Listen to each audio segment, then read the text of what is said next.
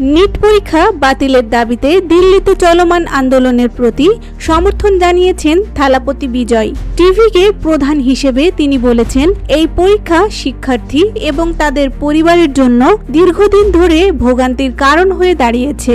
নিজের বক্তব্যে তিনি স্পষ্ট করেন, এনইইটি ইস্যুতে তার দল শিক্ষার্থীদের উদ্বেগকে গুরুত্ব দিচ্ছে। একই সঙ্গে তিনি জানান, এই বিষয়কে কেন্দ্র করে কোনো ধরনের মিথ্যা প্রতিশ্রুতি দেওয়া হবে না। থালাপতি বিজয়ের বক্তব্য অনুযায়ী এনইইটি নিয়ে রাজনৈতিক অবস্থান নির্ধারণের ক্ষেত্রে তাদের দল ভোট ব্যাংকের রাজনীতির পথ অনুসরণ করবে না, বরং বিষয়টি নিয়ে তারা নিজেদের অবস্থান পরিষ্কার রাখতে চায়।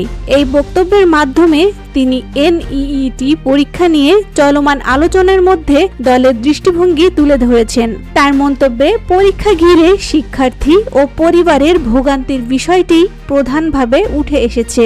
বর্তমান অবস্থান অনুযায়ী থালাপতি বিজয় এনইইটি পরীক্ষা বাতিলের দাবিতে আন্দোলনের প্রতি সমর্থন জানিয়েছেন এবং একই সঙ্গে মিথ্যা প্রতিশ্রুতি বা ভোট ব্যাংকের রাজনীতি থেকে দূরে থাকার কথা পুনর্ব্যক্ত করেছেন।